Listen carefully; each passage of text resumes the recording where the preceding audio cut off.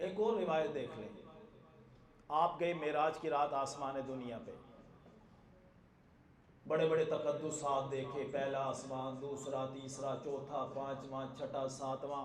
सातवें आसमान पे बैतुल मामूर है जो हर वक्त भरा रहता है। मामूर कहते ही इस वजह से हैं कि हर वक्त भरा रहता है। वो कहते हैं ना, इसकी आंखें कोई मामूर लगती हैं, भरी हुई लगती हैं। तो ये जो भरी हुई शय होती है उसको क्या कहते हैं? मामूर।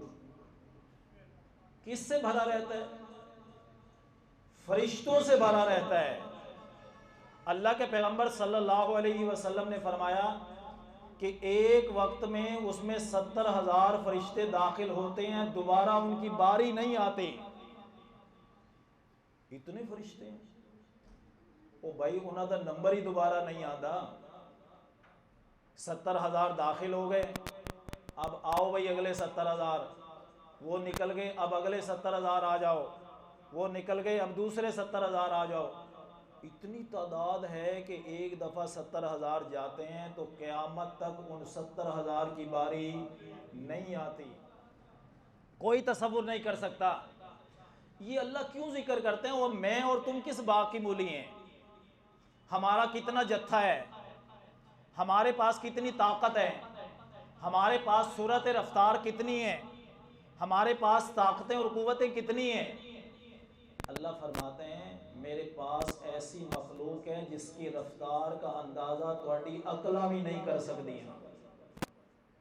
उनकी तादाद इतनी है कि तुम शुमार भी नहीं कर सकते। आप सल्लल्लाहु अलैहि वसल्लम ने फरमाया क़यामत का दिन होगा, जहन्नम को लाया जाएगा,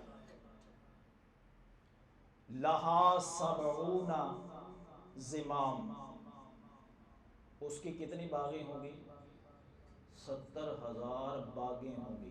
ओ, जिसको पकड़ के खींचा जाता है, बागें। और हर बाग के ऊपर माकुल्ल ज़िमामिन सबऊना मलक, हर बाग पे 70,000 फरिश्ते मुकर्रर होंगे। अब 70,000 को 70,000 से मल्टीप्लाई करें ना तो कितने बनते हैं? 4 अरब 90 करोड़, यानी 5 अरब फरिश्ते जहन्नम को खींच के लाएंगे। अब दुनिया की आबादी कितनी है? की कैलकुलेशन कभी? ये थोड़ा सा पीछे चले जाएं तो 6 अरब थी, फिर 7 हो गई, अब 8 अरब है। और इस वक्त पूरी दुनिया में जो इंसान है वो 8 अरब हैं। सिर्फ जहन्नम को खींच के लाने वाले फरिश्ते कितने होंगे? 5 अरब। तो क्या तादाद का मैं और आप अंदाजा लगा सकते हैं? तो यूं देखिए कि अल्लाह की ये मखलूक कितनी तादाद में है और कितनी इसकी रफ्तार है और कितनी इसकी ताकत और क़ुव्वत है कि ये पूरी जहन्नम को खींच के ले आए, जिसमें सारी दुनिया के इंसान जो जहन्नमी होंगे उसमें जाएंगे। उसमें पहाड़ मौजूद हैं, उसमें वादियाँ मौजूद हैं, उसमें जगह मौजूद हैं, उसमें तरह तरह के अज़ाब मौजूद हैं। वो सारी शय जो इतनी वज़नी है उसको फरिश्ते खींच के लाएंगे, यजुर्रूनहा, को खींच के लाएंगे। अभी चूंकि मौका नहीं है जहन्नम के बारे में बात की जाए, मैं जब क़यामत के बारे में बात करूंगा कि क़यामत पे ईमान लाना ज़रूरी है, तो क़यामत के जितने मामलात हैं कि वहाँ मीज़ान लगेगा तो मीज़ान कैसे लगेगा, वहाँ हिसाब किताब होगा तो कैसे होगा, जहन्नम का जो पुल सिरात है इससे कौन गुजरेंगे, ये कैसे लगेगा, जहन्नम के कौन कौन से अज़ाब हैं, जन्नत कैसी है, उसके मंजिलें कितनी हैं, दरजात कितने हैं, कैसे कैसे हासिल होंगे, क्या क्या उसका नक्शा जो कुरान और हदीस ने खींचा है, तो ये उस वक्त जिक्र करेंगे। लेकिन अभी आप ये देखिए कि फरिश्ते कितनी तादाद में हैं, कितनी ताकत और कुव्वत में हैं कि उसको खींच के लाएंगे। आखिरी बात तादाद के हवाले से जिक्र करूँ आपको। अल्लाह के पैगंबर सल्लल्लाहु अलैहि वसल्लम ने फरमाया, लोगों,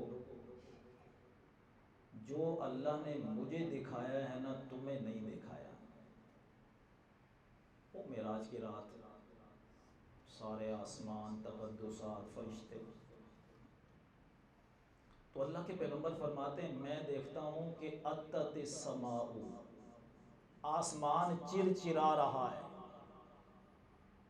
वह हक़्क़ुल लहा अन तइत्ता, और उसका हक है वो चिरचिराए। या रसूलुल्लाह सल्लल्लाहु अलैहि वसल्लम, उसको ये हक क्यों हासिल है कि वो चिरचिराए? फरमाया इसलिए कि आसमान पे 4 उंगलियों के बराबर भी जगह इतनी नहीं है कि जहाँ फरिश्ता खड़ा अल्लाह के सामने क़याम ना कर रहा हो, सजदा ना कर रहा हो, रुकू ना कर रहा हो। कितनी तादाद, कितनी तादाद। आसमान की वुसअतों का हम अंदाज़ा नहीं कर सकते। बखुदा साइंस